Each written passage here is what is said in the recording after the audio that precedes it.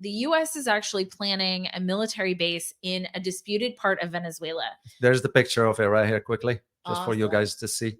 This is the area in beautiful. Venezuela. Yeah. It's beautiful, beautiful. So- But the deal with it is that this area is rich in oil. Well, Venezuela is an oil producer. Yes. So, wow. Oh my gosh. There's a military base plan there. Wow. What a surprise.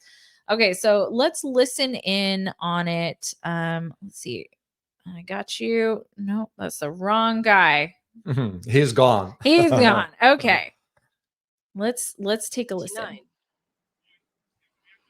Today, the government of the United States of America seeks to appropriate our oil resources by using the company ExxonMobil, which has incorporated the government of Guyana into its ranks. Guyana is granting oil concessions in an undeliminated maritime territory in total violation of international law. Unilateral disposal of a disputed territory is not permissible. But the government of the Cooperative Republic of Guyana persists in its illegal conduct. We denounce the fact that the government of the United States of America intends to militarize the situation. The Southern Command seeks to establish a military base in the contested territory with the aim of creating a spearhead in its aggression against Venezuela and consolidating the plunder of our energy resources. 2 days ago, the National Assembly of Venezuela unanimously decided... All right. Yeah. So that's very interesting. That's going to have to start with the fundamental question. You know what's the fundamental question? Is the Monroe Doctrine still alive? I mean, was it ever really? Well, it's the changes that been taking place in Latin America have always concerns the U.S. Or concerned the U.S. I remember a trip to Bolivia. I went to Bolivia a few years ago when I was still in Washington. And because at that time we had an issue with Morales, and what was that over? Oil? Access to rare earth minerals. Oh, yeah. Because Bolivia, I mean, it's one of the two, right? One of the two, you're right. Rare minerals or oil. This big deal here, it also has to do now with the shift between Brazil and Argentina.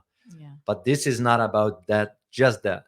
The main one is for the agreement that just been reached between Venezuela and China under the banner of strategic partnership. Yeah.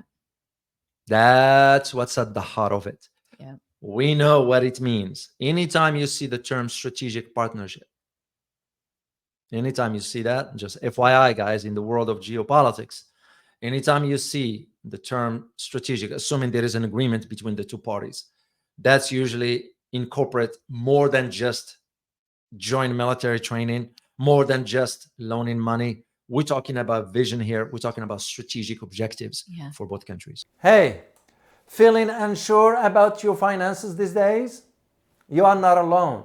That's why Noble Gold Investments is here to help. Just hear it straight from the folks they've helped. Quote, "The Noble crew walked me through everything. No stress." End of quote.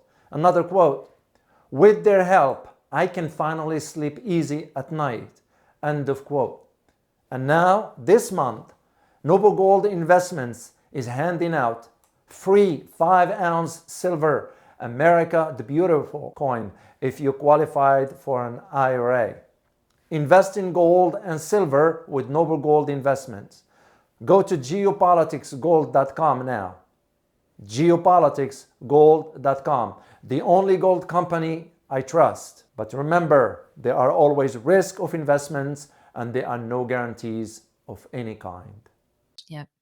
And in the case of Latin America, especially with Venezuela, because of the sanctions we've been imposing on them, which, by the way, we had about a year and a half ago, we had behind closed doors talks with the Venezuelan government to lift some of the sanctions if they let some oil comes to the US. Yeah.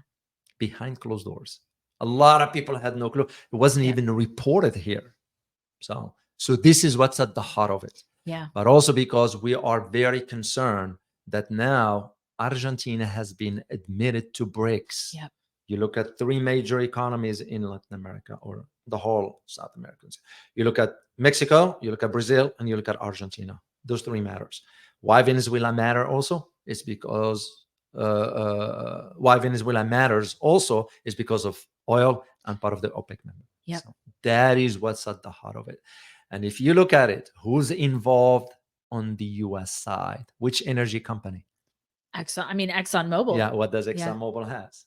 Has a lot of contract. You don't see this is just for oil transactions, but manipulation of and this is why I started with, is the Monroe Doctrine still alive?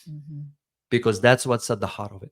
Yeah. We never wanted any foreign power to come to the southern hemisphere. And well, how do you think other countries feel when we go to their side of the globe and operate? Well, I mean, I can tell you they don't feel great about No, it. And no. over the last few years, we've really heard about it, especially with the internet. Yeah. I mean, those people, the people who have been affected, have really been speaking out about it. Yeah. And it's hard to ignore that now. And second of all this is, why are we going over there when we could at least reopen the pipelines, the gas pipelines? We shut it down ourselves. You know, the idiot President Biden is doing that for what? No, that's a great question. Yeah, because to me, just, you create the problem and you're trying to pretend you are solving it, when in reality, you are the source of the problem. So absolutely, what gives me sort of any frame of mind to be talking to you when I know you are causing the problems to begin with? And this is where that issue of credibility comes in. We have none left on the global stage. I'll say it straightforward. Let alone we have amateurs when it comes down to foreign policy. There is no vision. I feel like we're just moving like a herd. I think, honestly, to me, what it feels like is whoever's in power is basically just taking what's left, what's left from us, taking what's left from Americans, and just running away with as much money as possible. Yeah. And this is what this oil did. That's what it feels like to me. Yeah. That's what it genuinely feels like. That's what's happening. Yeah. Is they're just stripping us of whatever's left, taking and running and getting off a sinking ship. You're thinking about what the big global agenda is, and you put that in perspective with the reality of it. But this one, I believe, looking at it from outside in, I think it has to do with those shifts that's taking place on the landscape with, as I said, Argentina being admitted to BRICS, with Brazil and Argentina calling for a unified currency. Also, and I am sure if they do, what do you think Venezuela is going to do?